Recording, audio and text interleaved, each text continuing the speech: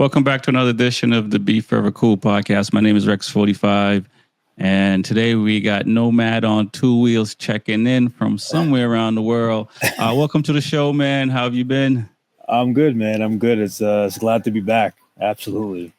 It's like, yeah, I assume you're connecting to other people in the States, so it's not just me. But is it a little like nostalgia when you talk to people back home or in the States? I mean, whew.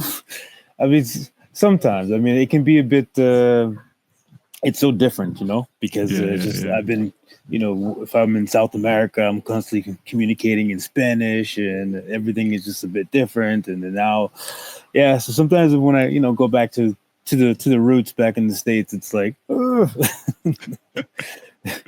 No, is it more? Is it? Are we just moving at a faster pace? I know, like I don't know how countries in Africa are, but I mean, they might be similar to some of the islands and stuff like that. They're on their own time? Yeah, I mean that's a given. They're always going to be on that own time thing. So it's just things are just not going to be the same. But you get used to it. You get used to it. I mean, it's you understand. Like, okay, if I order some food, then it's going to take some time to get here. So they might have to go catch it. yeah, exactly. Literally, like it's 45 minutes to an hour later, and you're just still waiting for it. Like, oh yeah, it's coming. Yeah, it's fine. So you just gotta be cool. Yeah, I gotta assume it just it make you slow down a little bit or a lot. Depending on how long you've been doing it. With that pace, and sometimes, I mean, for me, it takes me a little. If it's an emergency, if I need something, I fall back into the American ways. Like, right. How can this be happening? Right. You're like, come on, man. And they just look at you, right? And that's what it is. Well, I mean, I would say, for an example, so like right now, I am currently in Zimbabwe, and they're on the dollar, so they use a lot of the American dollars. The thing is, just they never have change.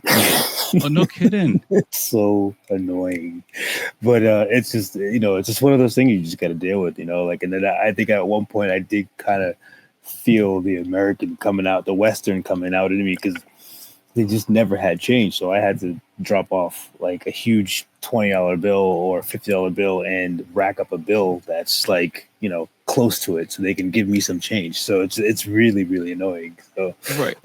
And do you think that's a way of doing business deliberately to just get you to buy more, or is there not a lot of? I mean, are they running to the bank every 10 minutes to make a deposit? Man, they could change it. They could definitely change it. I mean, it's I've heard different things, but I think at the end of the day, they can find change if they really, really need it. Gotcha. So, wow. All right, let's get caught up from the last time we talked, because I think were you in Namibia last time we talked? Yeah, I was in Namibia, and I think last time we left off, I had just recently broken my scapula and dislocated my shoulder, and I had a bad accident, and but since then I've definitely just made my way through, I would say, maybe 3 countries. Oh, wow. 3 or 4 countries, 3 countries. Yeah. And so was that like your accident, dislocating your shoulder? Did you have to go to the hospital? And what was that like, going to the hospital if you had to in a different country? Yeah. So, I mean, the scapula was bad, because that was really, I couldn't move my shoulder at all. So, and then I did end up going to the hospital at that time. And thankfully enough, I was with some people that brought me to a private hospital that got me a good X-ray. And, I mean, I knew all they were going to do is just give me an X-ray and tell me something is broken or something. So I didn't want to do any surgery or anything like that. So it just wasn't worth it for me to do any to open up my body like that. So I try to avoid surgery as much as possible. So, because then they're gonna tell me that I have to go through recovery and I can't ride for like 6 months, and blah blah blah. So, right. but yeah, so they pretty much just said stay off of it, just stay off of Gotcha. it. So that's what I did. I just stayed off of it for probably a good 4 weeks. As I got my mobility back, I kept moving it around, Right. and yeah, so yeah, that was the time. Oh man. And did you stay in a house or were you camping when for the 4 weeks? Yeah, so at that time I was actually staying at Chameleon Backpackers. Actually, that's where we did our last interview. Mm-hmm. But I was staying at Chameleon Backpackers, and I was in a tent, but it was like a glamping tent. It wasn't my Okay. own tent, So I Gotcha. had a bed and everything. So there was a lot of people there, so it was nice to hang out. It had good internet. I can do my work, and so it was a nice place to actually rest up and until I was able to get going again. So, Gotcha. and It, also I had to fix the bike as well. yeah. So the bike was the bike was pretty bad. The triple clamp bolt broke, Wow. and it broke while I was riding, and yeah, and I lost control of the bike, and I went straight into the bushes. Luckily, it was just a shrub, so it wasn't a cliff, because where I was riding was literally there was mountain passes, there was cliffs. I could have easily gone off a cliff at that time. Wow. Yeah, Wow. yeah. So Okay, I was going to ask how the accident happened. Wow, yeah, and it's just the I mean, you've been out there for 2 years now, doing a lot of R&D for Yamaha. Is that yeah, yeah. just kind of was just time? Yeah. I mean, I think over wear and tear on the bike, and also that was probably my fourth handlebars that I've had. Okay. Yeah, because I've broken quite a bit, quite a bit of them. So, just from racing and just really beating the hell out of that bike, I've been destroying that bike. Gotcha. So it eventually, just over time, it just kind of broke loose and gave way, and yeah, that's what happened. Wow. Wow.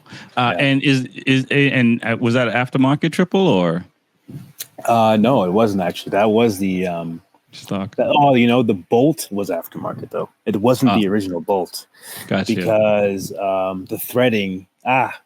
Yes, the threading in that with that bolt, with the previous bolt, it it The the stripped. threading got stripped and damaged. So in Colombia, I rethreaded it and used a bolt that they gave me. So that could have been could have been the Yeah. issue, Yeah. that Yeah. Yeah. Yeah. the bolt might not have been strong enough. So Wow. yeah, And so glad that you are better and moving and stuff like that and back riding and made it through 3 countries. So what was the next country you went to? And also, I mean, I've been checking out the videos on YouTube and stuff like that, man. It's some cool stuff. And I imagine you can't capture as much as you see. I mean, there's some beautiful places out there. yeah, definitely. I mean, obviously, it's when you're making the video, it's just not the same when you're watching it with your eyes. Yeah, I mean, after Namibia, I started heading north, and then I went through the Caprivi Strip, which is like far north east of Namibia, and there's like a long strip that actually goes into it borders, I would say, Zambia. There's Zimbabwe, and then there's Botswana. So there's all these different countries that are kind of like along this strip, which is actually pretty cool. Mm-hmm. The plan was actually to head into Zambia, which was that was the initial plan, which I actually did. But I wanted to keep going north to Tanzania and go up to Burundi and then go up to Rwanda, Uganda, into Kenya. Mm-hmm. So that's like far, far north, just below like Sudan, South Sudan, and all those countries over there. So, but the problem is, like, my timing was off. I need to get to Romania. Gotcha. That's my thing. So I need to get to Romania by July 1st. So what I ended up doing was going to Zambia for a little bit, and hanging out in Zambia. And then eventually I just made my way into Malawi. And because I really wanted to explore Malawi a lot. I really, really wanted to explore Malawi because I had already been to Zambia. Okay. Yeah, I had already explored Zambia. I did a lot of things in Zambia, but I really, really, really wanted to get to Malawi because I've heard so many good things about Malawi and Lake Malawi and all this stuff. So, um, but unfortunately, when I got to Malawi, they had a little bit of a fuel situation there at the time, Okay. a little bit of a fuel crisis. Um, don't really want to go too deep into it, but there's a lot of politics involved. So it's just I don't want to get in Uh, trouble for saying I don't want to get in trouble for saying anything. So, y- but they yeah. just had a they Go just ahead. had a little bit of a fuel situation that they had to handle. So, and right now they're still kind of dealing with it. Um, but the people there are amazing, friendly. So Right. I met a lot of people. So Yeah, I saw your video online about that and having two different lines, for one for motorcycle and one for cars and stuff. I mean, like, were you stuck there because of fuel? And if you were, how long? well, I think I ended up staying in Malawi in Malawi for a week, and I was in the main city in Lilongwe. The thing is, I wasn't going anywhere, so I wasn't using much fuel. So I was just hanging out in the main city, Right. trying to figure out a way to get fuel. How am I going to get fuel? Let's stand in line to get fuel, all that stuff. So, um, you know, I think at the end of the day, I made the decision to not leave Malawi and explore. I mean, sorry, to not leave Lilongwe, the main city, and explore the back roads of Malawi Right. because I didn't want to get stuck with no fuel. So I just had to make the educated decision and head back to Zambia, unfortunately. So I had just enough fuel to get back to the border. So I just Okay. said, you know what, I'm just going to go back to the border. The border was about an hour and a half, 2 hours away. Got you. So yeah, so it was just it was like it was one of those things where like I kind of had to bite the bullet and say, you know what, I don't think I'm going to be able to explore this country as much as I wanted to. So, Mhm. and Uh, that's the thing with travel. Sorry to cut you off, but that's the thing with travel because you have plans, and then all of a sudden something happens, and you're just like you have to completely change your plans and then go the Right. complete opposite direction. So, And did you think of maybe going back to Zambia earlier, or you were? Is it one of those things where they say tomorrow, tomorrow, tomorrow, tomorrow? yeah, I mean, it kind of is one of those things. It was like you kind of didn't know when you were going to get the fuel. Um, Right. it was just so that's why I kind of was just like, all right, I don't know if I can stick around in this country. So I was actually going to try to go through Mozambique, Okay. um, but right now at this moment, Mozambique is probably going through something that's far worse than Malawi. Got you. They're having a little bit of unrest, just a little, Got you. and you know, there's been people reporting of just different things going on there, and so I just instead of going through Mozambique, I ended up going back to Zambia. So Right. And I'm looking at the map as we're talking about it, and I mean, it's a lot of green, man. It's, yeah, it's like Malawi's like, it looks like, there's some, inhabitable places, for lack of a better word, just, yeah, looking at the map. And yeah, so you're really some outskirts of some places. I mean, yeah. people are just storing gas in, like, barrels and stuff. Or is it like gas stations? Yeah, I mean, yeah, there are official gas stations, Yeah. but as far as putting fuel in, say, a jerry can and things like that, it's actually illegal to put fuel in a jerry can. Okay. Yeah. So Wow. like if I were to show up with like an extra tank or something or a gas tank, they wouldn't fill it. But then it's not the only country that's like that. I mean, there's been multiple countries that I've been to where it's illegal to fill a jerry can. Yeah. Maybe because in the past someone has probably blown something up, Gotcha. or things like that, or so they just have laws now where you just can't fill a jerry can. I think in Malawi you have to have a specific license to actually fill a jerry can. Wow. So yeah, Because and I was and the gonna thing, go ahead. go ahead. I was gonna ask if you could have like a fuel, like extra gallon of fuel, mounted on a bike somewhere and stuff like that. But Yeah, I mean, well, the thing is, a lot of people, a lot of riders, they ride with an extra tank, an extra fuel tank, and then there are gas stations that just won't fill it up. wow. I have an extra 5 liter on the rear of my tank. I mean, on the rear of the bike, Hmm. and people fill it because it's attached to the bike. Gotcha. It's so. But if I were to just pull off an extra tank, they would look at me like I can't fill that. So That's yeah, that's that's that's and wild. there's some countries where they won't fill it because they have to document the vehicle that's they're filling, so they have to actually put the number plate in the system at the pump. And if you come with a jerry can, then there's no number to put in, so they can't track the fuel of what they. Yeah, so it's quite it could be quite annoying with that. So, Yeah, I mean, it's. I mean, that's a different kind of living, and I mean, especially, I mean, it's different for you because you get to go and move on mm, eventually with people there. Right? I mean, I guess once you're in it, you get used to that kind of lifestyle. But yeah, yeah, we take this for granted, pulling up the gas stations, and maybe when there's a hurricane down here or something like that, gas might run out, and that's a hmm, few days, and people lose their ish. right, For a couple of days without gas, and right, you were, and not to say you were chilling with your feet up for a week, because yeah, you can't relax because right, you got plans, and yeah, it's one thing if you like you knew ahead of time, and it's like, all right, I'm just gonna go explore on foot or get a yeah, bicycle or whatever kind of thing. So it yeah, is a little yeah. nerve wracking. Yeah, yeah, and I remember in Bolivia, that was the last country that I was in that had a gas issue, and with them, it was just like they just didn't give gas to tourists. That was the thing.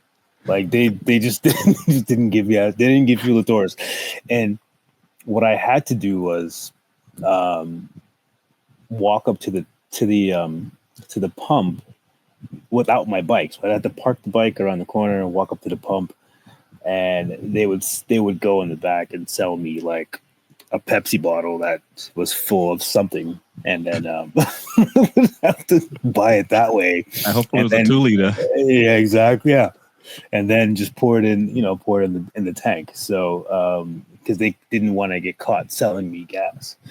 Wow. Yeah, probably That, shouldn't that say that. I hope no one in Bolivia is watching this right now. well, you're out of Bolivia, so hopefully, I mean, I have to assume like the government knows that Yeah, these things are happening and stuff like right. that, and I'm sure they're cracking down on it. But it's there's one thing where it's a policy and stuff like that, but it's another thing where you're helping another human being out. Right. Yeah, exactly. Exactly. Absolutely. You know what I Exactly. mean? You're not fueling up your trucks to go sell stuff, concrete or whatever. You're just, Right. trying to just keep moving. So hopefully, if they are watching, they understand, and Yeah. they can, say they've done their good for the year. Yeah. For Yeah. So sure. remind me again where you are, which country you are now, and then So where you're heading to next. yeah, so right now I'm in Zimbabwe. Okay.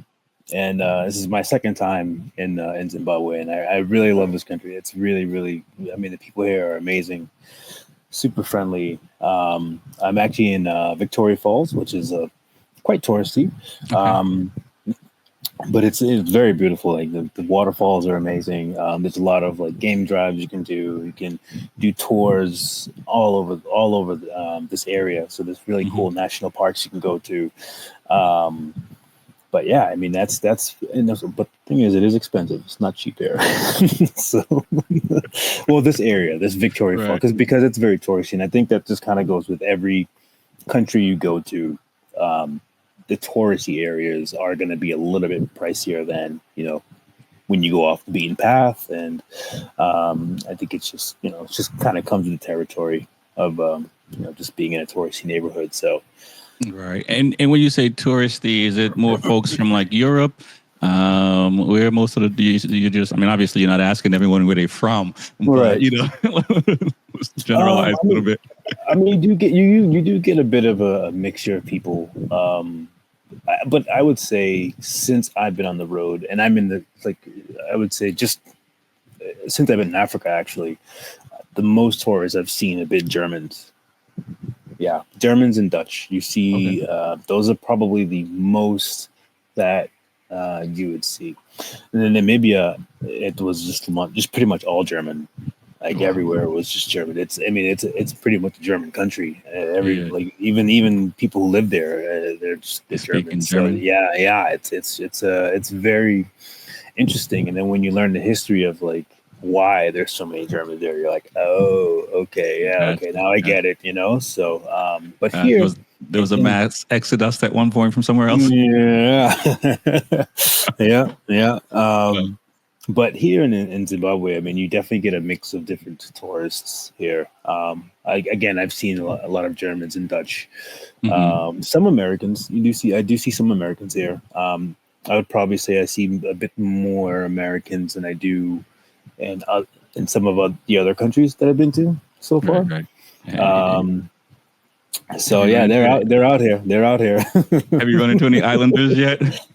Ah, man, that's the one thing. Is just I feel like the countries that I've been to definitely don't really run into people like us Yeah. as much. I would say maybe Mexico would be the last place that you see them, but or Colombia. Right. Right. Um, but other than that, like you're not. Yeah, that's the difference to like being on the road and like and seeing people who look like us, and you're just like, well, you just don't see them very often. So, Right. and I think when since I've been out here in Africa and people see me, they're a little confused. They're like, huh? It You're right. Right. Right. he doesn't look it, but he's got to be from this continent or something from somewhere. They always think I'm from like Nigeria, Okay. Yeah. Yeah. Angola, Yeah. Yeah. Yeah. or Kenya, or Yeah. so they always think I'm from somewhere on this continent. Now, and I'm like, yeah, no, I'm from the U.S. And they're like, what? And they're just like, no. they're so they're so thrown back. It's really funny. So, but then they hear me talk, and then they're like, oh, okay, yeah, I Right. can kind of see it, but then you also get a lot of Africans here that speak like you wouldn't even think they're from here because they sound very American. Right. Right. They might have spent a lot of time abroad, went to Right. school abroad, all that stuff. So, and then they come back here and they just have a American accent. So, Cool. And what's tech like for where you are? Yeah, you're where you're staying now. You got internet access and stuff like that. What's tech like there?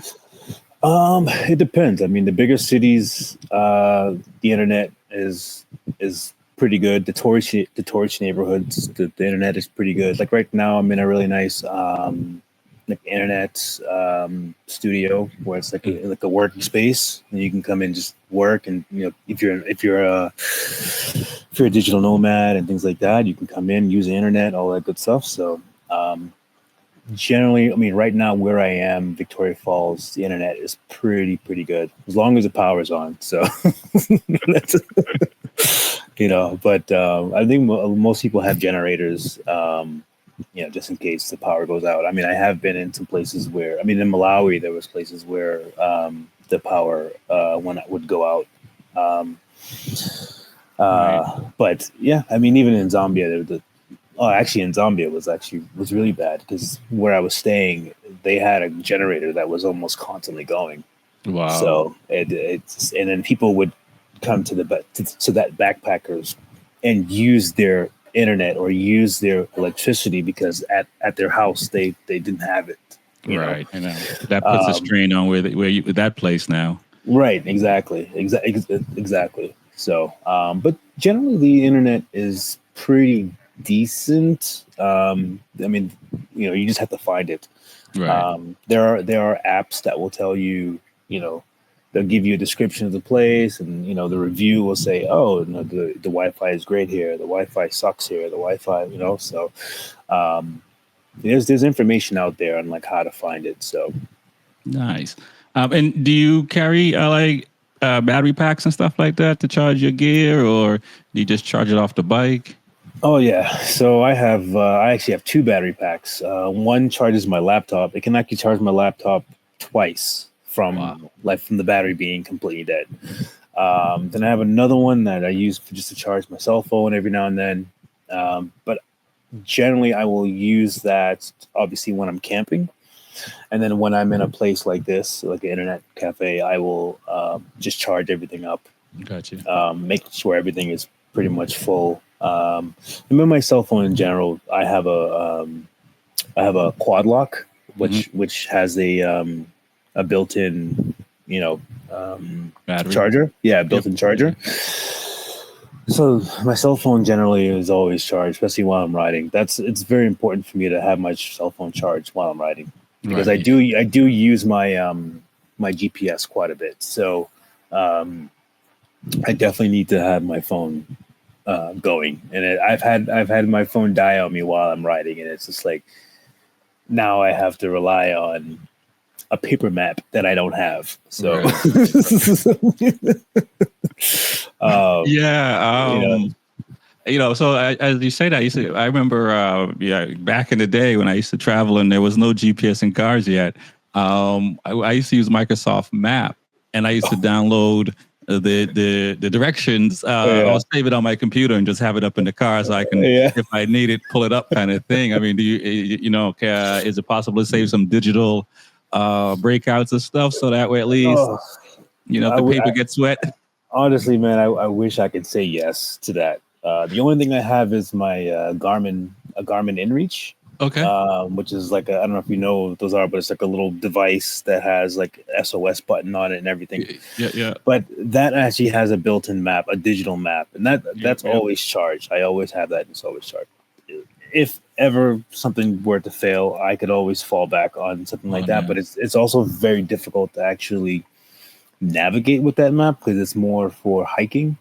It's more when you're zooming in, it's just not user friendly, when you're on a motorcycle, because it's really, really small and you got to like really zoom in, and it's really not user friendly when you're on a motorcycle. When you're hiking and you're out in the trails, it's great, but right. But that's the only thing I really have to fall back on, or just ask someone. Like a lot of times you can just, as long as the name of the place you want to go, right? If you were looking for a specific town, you know that town, and you go to someone, where is this town? And they'll just point. That's it. They'll just point. Like, oh, it's that way. Yeah, exactly. And then as you get closer to that town, you keep asking people, oh, this town? Oh, yeah, it's just a few kilometers, a few miles up the road. And then a few miles means like 20 miles. So that's is that something you worked out? Because I can imagine myself in the beginning. I'm like, he said a few miles, and it's like been like 15. I'd have probably turned back around thinking I went the wrong way. Yes, it's so. That is classic. That is absolute classic. It's like they always say, "Oh yeah, just up the road." Just up the road means like 45 minutes away. That's it's far. Or time wise, it's like, oh yeah, he's 10 minutes away. No, he's about 30 minutes away. Like, he's gonna be here like an hour. So just sit tight. Just classic. Oh man. So now where you heading next? Because I'm looking. So you went north and then you had to come back pretty much south. Yeah. So are you going to stay, I guess, is that the East Coast side? It's kind of in the middle, I would say, but I guess it would be still kind of considered the East Coast, but the East side, but it is definitely in the middle. But I'm going to start making my way to the West, back to Namibia. So I'm going to head a little bit further south. Okay. And go to the second biggest city here in Zimbabwe, which is Bulawayo. Mm-hmm. And then I'm going to cut east and get to Botswana. And then from Botswana, I'll go across to Namibia. Okay. And then and then once I get to Namibia, I have a lot to do. So Oh, yeah, I have a lot of logistics to work out. got you. Because Yeah, I'm trying to think. Yeah, I guess you're gonna go up on the West Coast side then, right? If you're going yeah, up. yeah. So I'll have to go up to Angola. Yeah. Yeah. So, but the thing is, remember, I have to get to Romaniacs, and I also have to work out logistics for Romaniacs. So, the first thing was actually registering for the race. So I finally registered for the race. Got you. But I also need to get like a passport. I need to do passport because I'm running out of pages in my passport. Oh wow. I have to apply for all the visas up the West Coast. I have to apply for visa for Angola, for Congo, for Cameroon. I have to figure out how to get through Nigeria, Togo, Benin, Sierra Leone, Right. like all those countries up the West Coast of Africa. I'm I have to looking at figure out that. how the hell I'm going to get through it. I have no clue how I'm going to get through it, but In the there's sense of like, which is the best route to take, or visas and such, or both. well, it's more of just like visas. For instance, like Nigeria right now is probably my biggest roadblock because it's such a pain in the ass. Such a pain in the butt Oh no, you to can start here. um, to uh, to get through Nigeria and get a visa for Nigeria. That's the Right. thing. The visa is just and you need so many different things. It requires me to ship my passport back home, which obviously I'm not going to do. So I'm looking at a temporary 7-day transit visa, possibly if I can get that, and just get 7 days to get across the country, and that's it because they can issue me that as well. Right. But I have to figure out where to get that from. I might have to get that from Cameroon. Maybe I can get it in Namibia. So I just have Right. to find an embassy, or I can take a boat around Nigeria Got and you. go Got you. go to Togo and Benin and all those Right. other countries on the other side. So those are my two options. No, So I will say I was able to renew my passport the other day, and didn't have to mail one in, and I did have an option to mail it somewhere other than my residence. And I did oh it all online. oh really? Yeah, yeah. So, And they shipped you a new one. yep. And I have the old one and a new one essentially. Oh wow! Usually they never allow you to I hold know, on to the old one. I That's know. interesting. Yeah, so you Um, might be able to get it shipped to somewhere you're at, and it I think it took under 3 weeks. oh okay. And Yeah, I okay. think it took, And which I was also very surprised. you didn't have it expedited or anything. Nope, I didn't have expedite or anything. Okay. And So and I was maybe. able to take a photo with my cell phone, which is pretty cool. I don't have to go anywhere else. Oh, you were able to get a new photo as well. Yeah. I just took it Oh with my cell wow. phone. You had to have a white background. Yeah. But yeah, just took it with my cell phone, uploaded the photo, approved, and yeah. So Oh man. yeah. So Okay. you might want to Let me look look into online. that. Because So I also really want to change my photo. I mean, listen, no one has the perfect passport photo. I mean, well, some people do, yeah. but my passport photo, I look like a serial killer. Like it's just like I look horrible. Like I have a beard, Yeah. and I have bald head, so I look crazy. I look crazy. So I don't even know why I even bother taking the photo at that time when I just. Right. So now, like, I want to get a better, a decent looking photo now, Yeah. So, Yeah, no, definitely check it out online, man, for sure. Because I think you might be able to. I don't know if they ship out of the country. I didn't look that far, but they definitely gave me an option to ship to a different address than my yeah. home address. Okay. Yeah. I mean, even if they did ship to the home address, then I could You get probably have, somebody. Yeah. get somebody to ship it to me. So Yeah. that kind of thing. So So yeah, and maybe you there's can do hope. that while you're traveling still, so that way just can get to where Yeah. you need to get to. Yeah. Um, I really wanted them to put extra pages. That would have been amazing, man. I really wanted them to put extra pages because, I have the 51 page book. wow. Okay. So they don't issue those. They don't issue the smaller books anymore because they would give you the smaller books and then add pages. But I just want them to add pages to the one I have now because it's about to be full, and I want to get. Yeah. Like I said, hopefully you get to keep it. So at least you have it, as memories of the travels. Right. Yeah. Because that's pretty cool to fill a whole book. I haven't done that yet. So yeah, I mean, honestly, like that was when I was started. It's funny because I was looking at the pages. It was like, wait a minute, I only have about 15 pages left, and the thing is, you would think like, oh, 15 pages, there's still plenty of pages, right? But I realized I was like, how many countries do I have to go up the West Coast? There's at least like 13. Yeah. And then I have to go into Europe as well. So like, yeah, I'm not gonna make it. No, and so where do you think you'll cross in Europe, like Morocco or? Yeah, so Gibraltar, where the ferry is, it goes right into Spain. Yep. So Okay. the plan is to get into Spain and then to Portugal, and then from there figure things out, logistics with the bike and getting it set up and all that good stuff.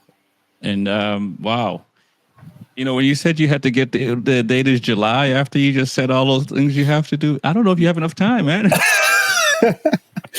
Listen, I'm predicting that I will. I'm predicting that I will get if I can leave Namibia by March 1st. If I can get into Angola by March 1st, Gotcha. I can probably get to Morocco by June 1st. So that gives me March, April, all of March, April, May, and then by June 1st, I should be able to get into Morocco, or at least be getting into to Portugal. Okay. So, yeah. And I don't think I asked this initially, but were you going to go West Coast all along, or you were hoping to go up the East Coast side, but just because of the difficulties, you kind of decided to go back, find a better route, for lack of a better word. So I mean, I wanted to go up to Kenya. I did want to get up to Kenya and I was going to go up to Kenya and then do a loop and come back down and go around. Yeah. Okay. Yeah. That was kind of the plan, but just given the amount of time that I had, and also it would be very difficult for me to get into Kenya, or for my bike to get into Kenya. Gotcha. Because I don't have a carnet. So because I don't have that carnet, I don't have that document. Mm-hmm. It would be such a pain in the ass to get into Kenya. And so I just figured, you know what? Let me leave the East Coast of Africa for another time and just go up the West Coast. All right, man, that's wild. And so you mentioned you're registered for the Romaniacs, which is great. How's the fundraising been going? And it looks like you may make your goal. Yeah. I mean, it's going well. The registration itself was $2,500. So that was quite pricey for the registration. Right. But I was able to raise enough to at least get the registration. The next step is raising enough money to get a support team. So the support team right now, I'm looking at almost like 2,300, and they do everything. They take care of your every need with the bike. As a matter of fact, I was just emailing with a company, and they said that they will strip the bike of all the unnecessary weights. They'll put the tires on. They'll at the race they'll do like 2 different sections where they can help you and things like that. They have a mechanic and all this stuff. So they do transport, and they'll bring you from the hotel to the actual start of the race and things like that. So they really, really help you out. So you can do it without one of these support teams, but given everything I just said that you have to go through, I think that it's just worth it to have someone have a support team behind you. You don't have to worry about anything, you just have to worry about winning. You know, Right. that's it. So even if like something happens to you on the trails and your bike breaks, I mean, if something like if they have spare parts and you don't want to be up in the middle of the night changing parts in the bike for the next day of the race. The race is what 4 days or 5 days. Wow. 5 days. So And now I assume just, riding from where you are to the race is all the training you'll need. But have you thought about like your training in yeah. between all the travels? Yeah, absolutely. So, as a matter of fact, I was supposed to train with somebody in Namibia. I'm not too sure that's going to happen. I don't know if they're going to be around. But what I did was communicate with a support team today, actually, that does training in UK, and they have a training facility in Spain. Okay. So that's another reason why it's a little bit more important for me to get there a little bit earlier, well, a lot earlier, because what they'll do is they'll set up the bike, set up the suspension, make all the modifications, drop the weight, and then we go out and train and test the bike. Test because obviously when you do things to your bike, it's going to react differently. One of the biggest things that's going to be different is having mousse in the tires. So the mousse is like it's a very soft compound. I would say like almost kind of like foam. Okay. Yep. It's not an inner tube, but it's just a compound that's inside the tire that you don't have to worry about flats, things like that. But your bike does react differently with those in there because you could have soft compound, you can have hard compound, so Right. your bike does move around a bit differently. So having that in first and then going testing and riding the bike, it's way more worth it than just throwing them on and going to race. Right. And the training I think is really, really important for me because even though I've done some races, this is something very different. This is an enduro race, so there's a lot of uphill, steep uphills, roots and rocks and big ruts and things like that. So these are things that I have ridden through, but also going 5 days of it is pretty intense Yeah. Yeah. because Yeah. after one day of it, you're exhausted. You're Yeah. exhausted. I Yeah. mean, when I did the rally in Colombia, that was 3 days, and I was exhausted. I was absolutely exhausted on the third day. So another thing is training your body. Right. You have to really stay fit. I mean, you race, so no matter what it is, I mean, you always have to stay fit for these races. And my goal is to drop my bike as less as possible so that I don't have to pick it up. Yeah. Because when you start Get you. picking up your bike, man, and my bike is not light, it's a very heavy bike. It's Yeah. very top heavy. So, I've been in situations where I've dropped it 5 or 6 times in a trail, and literally after the third time you dropped it, it's like wow, you're exhausted. And when you're Yeah. riding, when you're exhausted, you make mistakes. That's when you Right. start making mistakes. So, Yeah. um, the main goal is to just stay upright and not actually drop the bike. So yeah, as far as training goes, I have to train before I get to this race for Right. this particular race. So. So are you getting up running, on the streets and getting your exercise? Uh, And Boston Marathon is coming I up. You might see mean, some marathoners training down there. yeah, of course, Or do you think like the riding is enough? Because you're on the bike just about every day, unless Yeah. you're taking some time off. Yeah. I think just thinking about it, you're 2 years around the world riding a bike. I don't know. Do you, it might be enough, or it might be too much, or maybe still not enough. I'll be honest with you. I will say no, it's not enough. Okay. No. Um, the type of riding that I'm doing around the world, um, I'm a little bit more careful with my bike. So the only time I definitely put my bike through strenuous riding is when I'm either racing or I have all my luggage off and I'm, doing a ride with some people that are bringing me to a place that I probably shouldn't even be. But to answer your question, no, it's not enough. That race is the Red Bull Romaniac is so intense. The amount of people that start and the amount of people that don't finish is just really, really, really, really. And these are people that have been training all year for this race. People that train day in, day out to, they do the gold class and they do the silver class and they train all the time. And it's still sometimes, by the fourth day, they're exhausted. They're, you're lifting their bike and they're pushing it up a mountain. And it's just, they get halfway up the mountain and then they see their bike just start tumbling back down the mountain and they got to go back down and get it. It's just so no, and it's like, it's almost like when you train for a boxing match or a fight or something like that, you always train way more than you need to. So for instance, like if the fight is 3 rounds, you train 9 rounds. Right.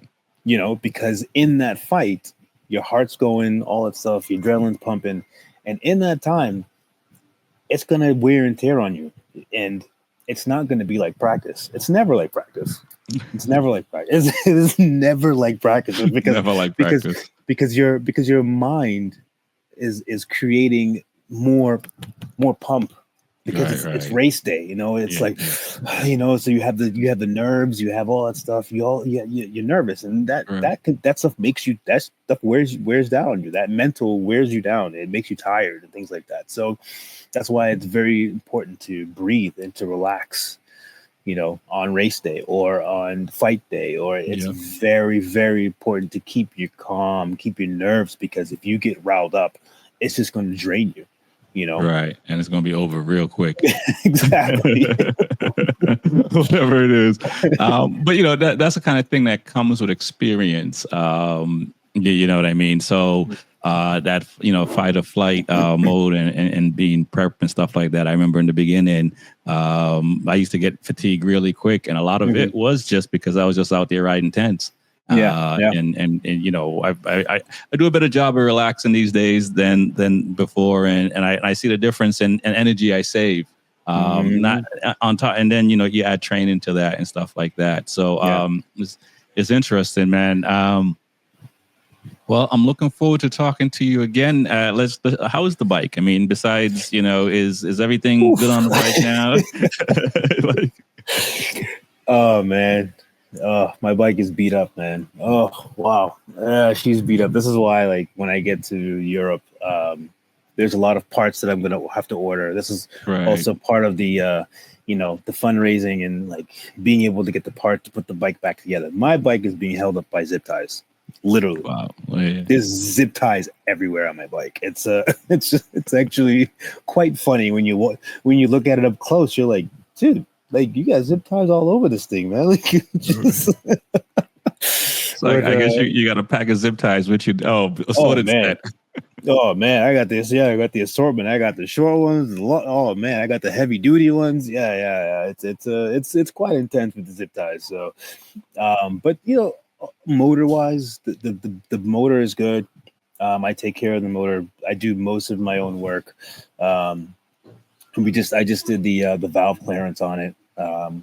That was in Namibia, and everything was on point. The specs were good. All that was good. So, but yeah, I mean, I haven't really had much issues. I just recently I had a brake line issue, but the brakes, my brake line rubbed on the wheel back maybe a year ago, and it just kind of chewed through the line. I mean, I think it also because I don't have the right fork guards on the bike, so the factory ones, the brake line clamps to it, but because this was an aftermarket fork guard, the brake line was kind of loose. It kept coming out, and eventually got caught in the wheel. And then in Ecuador, I had someone actually make me a new one. So they made me a whole new one, which was incredible. Yeah. But it lasted about a year and a half, I would say.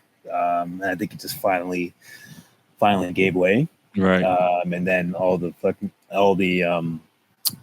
fluid just started pissing fluid. So and then just recently I had these guys here in Victoria Falls make me a new one. So they took an old line, and then they were able to just kind of tap into the new to the my old line. So Right. there's a way out here. It won't be the dealership, but there's a way. There's a way. It'll get you to the next town. I know that. Got you, man. You have to be in a different mindset. It's I don't want to say you're living in the woods, but you're living in the woods with with an axe and a knife. Yeah. And You're not going to get the brand new one the shiny brand new one that you're that you're paying top dollar for. You're going to get you're going to get his backyard, and he's just going to pull one from out of nowhere, out of his basement. He's like, yeah, we'll use this. And he's just like, all right, well, that's all I got right now because there's no dealership around here. So wow, man, and you hold it all together, man. I'm impressed. I think I would have rung that bell a long time ago. For sure, because like I said, it's like, I mean, we talked about it last time a little bit, because now you don't even get on a ledge, right? It's even talk yourself off of it. Now you just know the universe is going to sort it out, and you don't even need to put yourself on the ledge anymore. It's just kind of like, all right. I don't know how it's going to get fixed. Right. I'll get around it. I'll figure it out. And that's just what it is. I will absolutely figure it out. And you always do. And that's the thing. Those are the things that you learn when you're on the road, because you don't panic, because you're just kind of like, all right, how can I get around this problem? What are obviously it's not going to be the same way if I was back home, but I know that there's a way I can get around this problem. And you just figure it out. And it humbles you, and it puts you in a state of just kind of calmness, because like there could be something like terribly wrong and you're in the middle of nowhere. You could have a flat tire. Like, for instance, the other day I had a flat tire, and my air compressor was broken, so I couldn't put air in the tire. Right. I could fix the tire, right, but I couldn't put air in the tire. So, and I'm in the middle of nowhere, and and then a truck drives by, and they're just like, oh yeah, I have a bicycle pump. And I'm just like, it's just like, it's just like, oh, all right, fine. This is cool. I'm just here pumping the thing for like a half an hour, and just like, before you know it, it pumped up. And I'm like, well, now I'm thinking, I'm like, was there even a hole in this thing? Like in the tires? It's like, it doesn't make any sense, because it pumped up.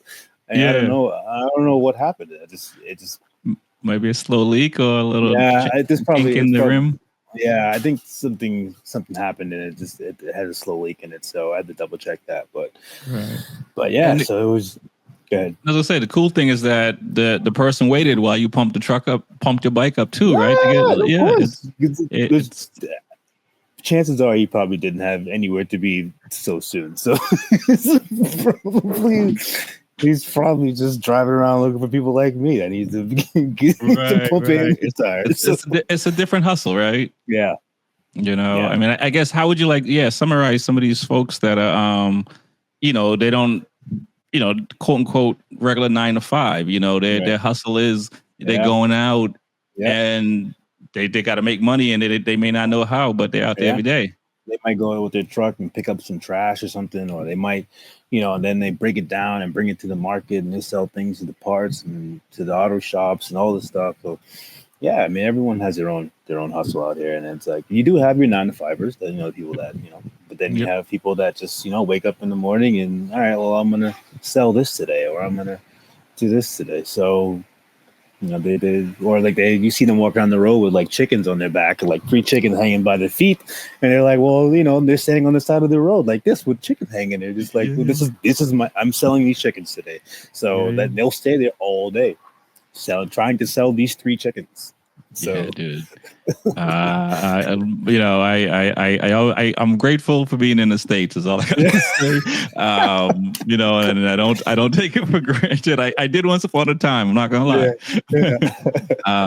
You know what I mean? Because there's a lot of, until you go to these places and see for yourself, or you hear stories about it. You don't, people will sit here and, say they can't find work. They're just going on their computer and looking, right? They're not knocking doors, and not making calls, they're not, doing any of that stuff. Right. And when it's for real, you got to be out there, with some chickens, or whatever, fish. We see in Jamaica, they'll go out in the morning, they'll come back and they'll sell the fish, and then when they're done, they go. Yeah, exactly. Exactly. The hustle is real. So let's tell people how they can find you, and connect with you. Yeah, absolutely. So my Instagram is NomadOn2Wheels. NomadOn2Wheels as well. I have a Patreon, which is also NomadOn2Wheels. You could always just type in NomadOn2Wheels, and it's spelled Nomad number 2 on 2 wheels, and it's just one word. So yes, and your GoFundMe as well, right?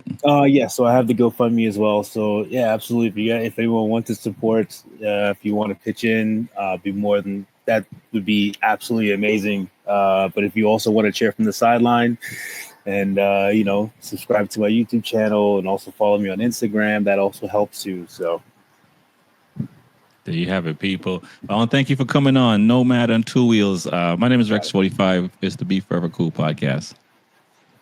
Peace. Peace.